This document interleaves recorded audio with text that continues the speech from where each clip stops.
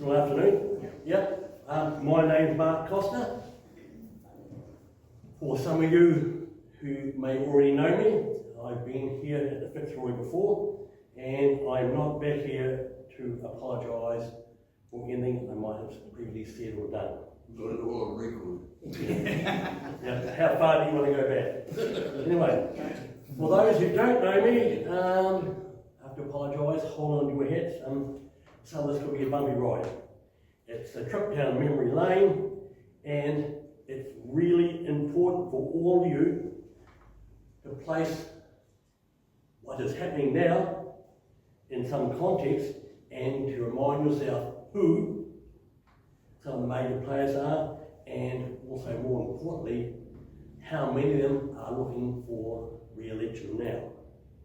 So, New Plymouth has had a long and somewhat complicated history around the issue of Murray wards.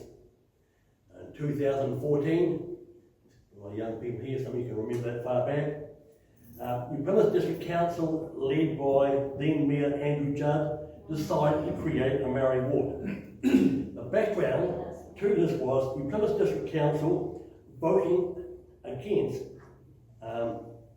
non-elected iwi representatives speaking and having voting rights on standing committees.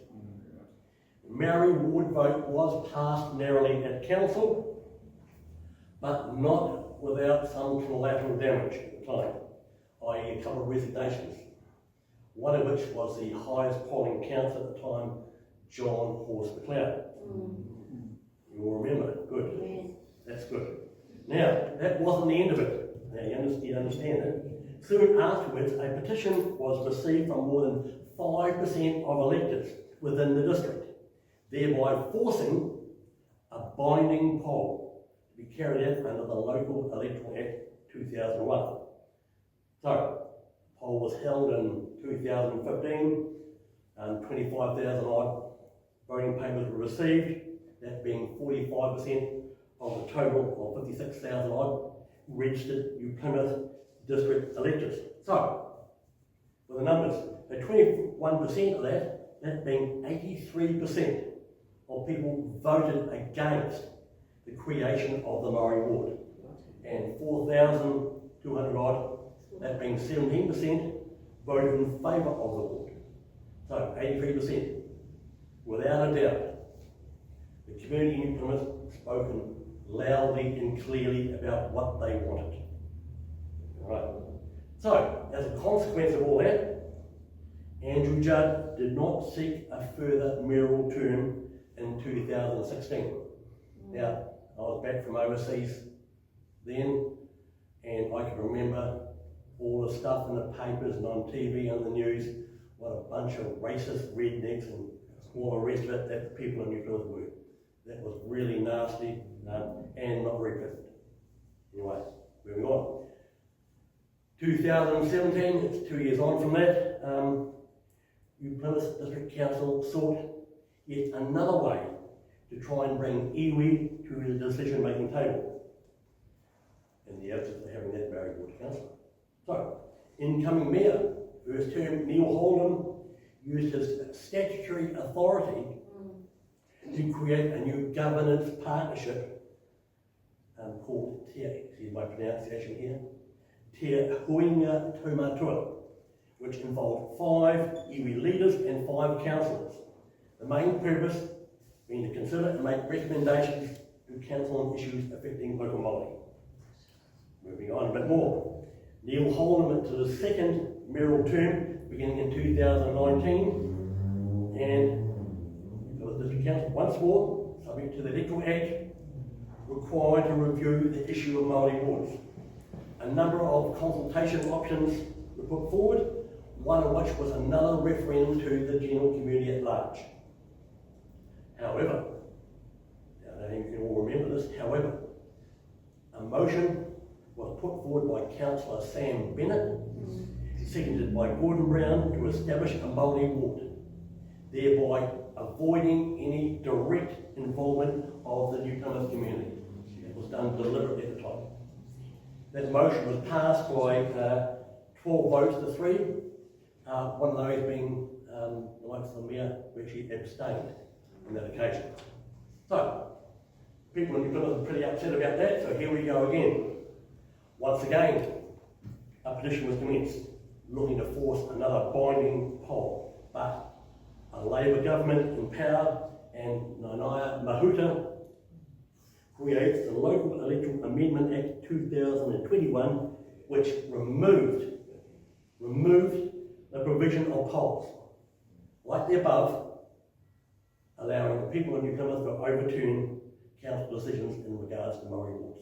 That was removed. Local body elections in 2022, people in New Plymouth obviously very forgiving, or got short memories,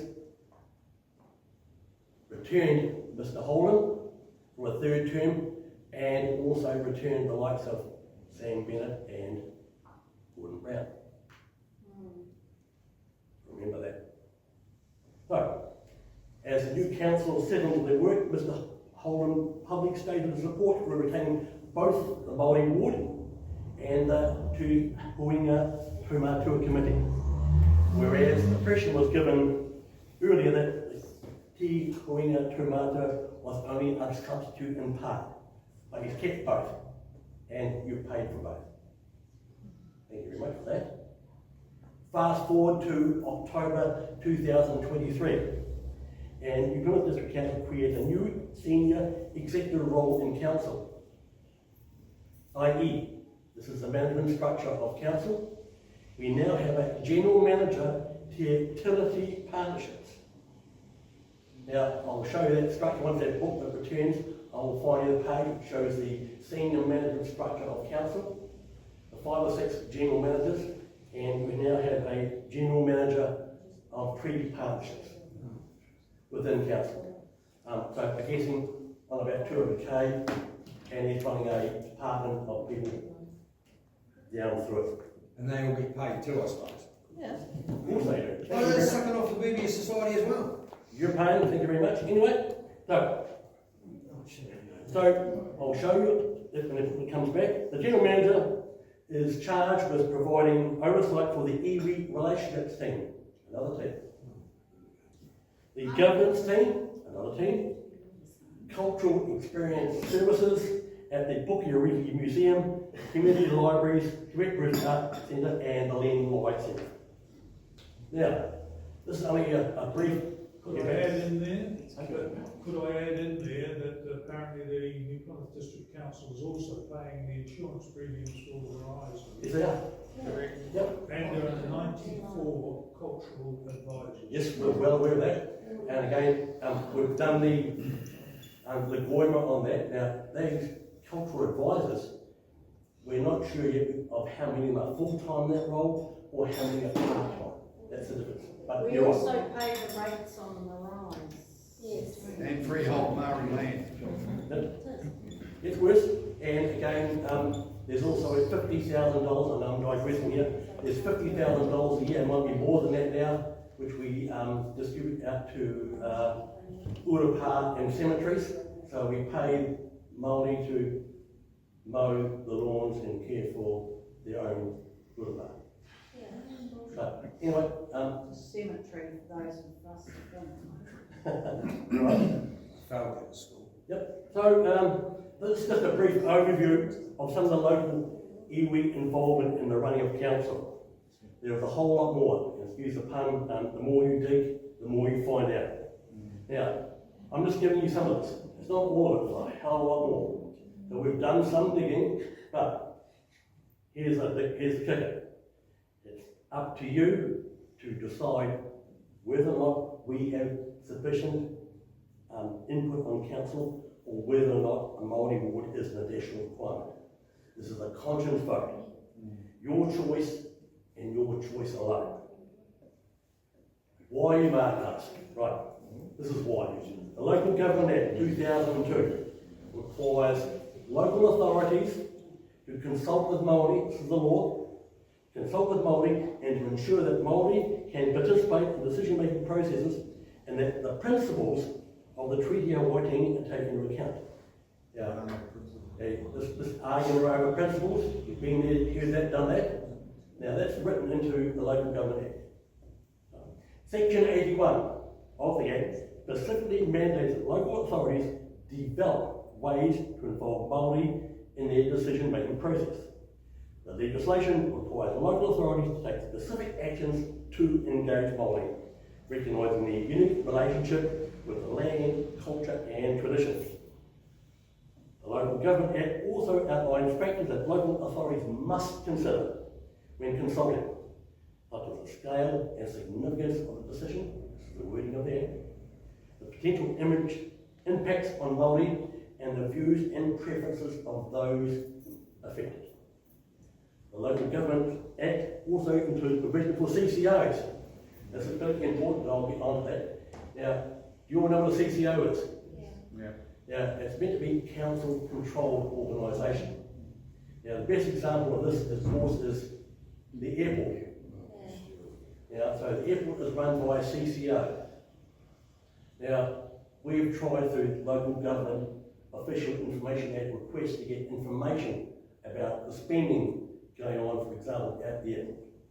Now, how many of you been out there recently? Lovely place. Just outside the gate is the new lookout. Now, it's outside the gate. What we tried to find out is the airport authority can pay for it, but I want to find out who actually owns it. We bought and paid for it, but whose land is it on outside that damn gate? And we haven't been able to get an unequivocal answer or response of whose land it actually is. Yeah. So, if it's council controlled, so that money should have come back here to offset rates and debt. That lookout is not a must-have for anyone. Make up your own mind on that. Now, coming along Airport Drive, you might have noticed the solar panel farm. Thank you very much, ratepayers and newcomers. $32 million for that. Yeah. Now, again, we all have an opinion about wind farms and solar panel farms. I've got an oil and gas background, so excuse me if I have a bit of a bias on that. I've got friends who I've worked with in Southeast Asia who spend time decommissioning the likes of these things. And there's a hell of information about where all the bits and pieces go that you do not know. Wind farms for a start. Those blades, they're all fiberglass. They don't get recycled. They dig a hell of a great big hole and they bury them. And they sit there for 1,000 odd years to break down. Tell me that's environmentally friendly. No. And it's not even talking about the gearboxes and the oil and everything else. Anyway, I digress.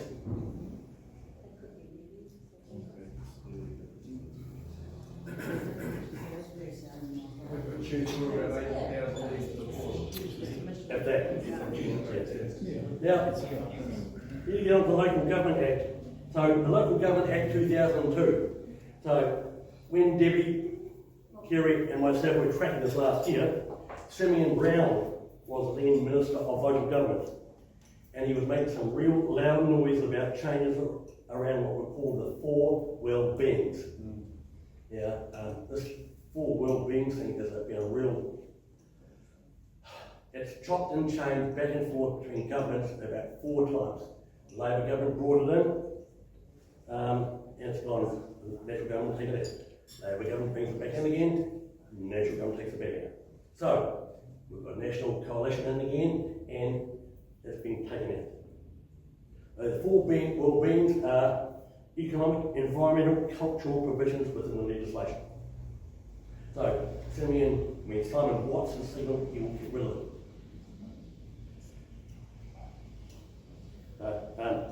Yet the coalition government above and beyond that has got hard up councils. You've seen them at local government conferences, the last one being down in Christchurch, getting on from about their spending, their behaviour, and more importantly, the effect of that on inflation, cost of living and rates. But councils have not listened. Indeed, Local Government New Zealand, for which we put as a member, even campaigned against things like rates caps. I can show you, for instance, the article in the local paper published by Mr. Holden opposing the idea of capping rates. Absolutely disgusting. Anyway. So the new Minister is Simon Watts, who has promised changes to the Local Government Act 2002 before the end of the year.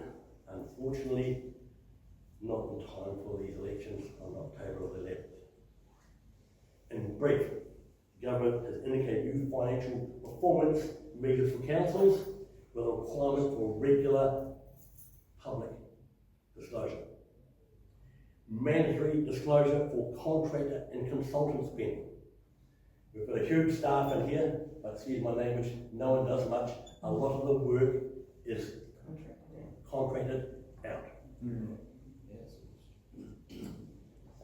Stronger transparency and accountability requirements and regulatory relief to reduce unnecessary compliance. That's the Resource Management Act stuff.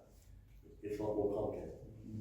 So an issue of rates capping, Minister Simon Watts is making all the not right noises by ratepayers, but here we go. Ratepayers only account for 7% of the total tax paid in New Zealand. And council are expected to build and maintain some of the more essential aspects of our lives, such as roads, private public transport and community facilities, on 7% of the total tax paid. So the proof is in the pudding. In short, we will actually need to see the wording of that legislation when it comes out. Lots of noises, but yet for me, I need to see the actual wording before I can actually break it down and see what he says is reflected in what's in front of us. I can't do it now. So, already we can see that Mr. Holden and the council are leaving some real disasters to work through next year, and are looking to fast track and slide a lot more through before October 2025. We've already seen that muck up with that 3.1 billion overspent on the rates. Now, just leave you with a thought on that. I don't know if you read very carefully what was said in the paper, but it was meant to be 9.9 under the 10%. And then it comes out at 12.8. And they're all backtracking that. Here's a thought. I wonder, was that deliberate? Yeah. Was that something that came through from council? I mean, the operating council, not these guys around the table? Yeah, I don't want to be paranoid, and I don't want to go down any rabbit holes, but that's just a thought that occurred in my head. Now, again, make up your own mind, ponder it, but please do not believe everything you see in the papers. Even the 9.9 is almost four times inflation anyway. Yeah, so when they calculated inflation was 3.1, so it was 3 times that at the time. Anyway, so my biggest concern at the moment is the numbers of real people from the community wanting to stand up and stop the nonsense and stupidity. Now, I've circulated that booklet around, and I've mentioned, thank you very much, I've also mentioned that website of who's actually standing and who's not. So, the likes of Kerry, Debbie and myself do not want to be around that council table being dominated by returning councillors. We all know what's been going on for the last few years with Murray, Chong and Max Buff. They can stand up and say no, but again, voted down 95% of the time. Yeah, I don't want to go in there and be sitting beside Murray Chong with Debbie and Kerry, and we haven't got enough numbers. So, here it goes. Anybody sitting in a room? You've got towards the end of the week. Right. With a smart young man there. Right? You could run for council. We can do with some sensible common sense. Which one are you talking about? That young man there. Oh, you. How about the one next to us? He's running for council. Oh, well, there you go. Right. You But Okay. darling, folks, he's Okay. going to be running for council as well. Okay, so hopefully we will have some like-minded people that will come out of the woodwork over the next few days, real quick.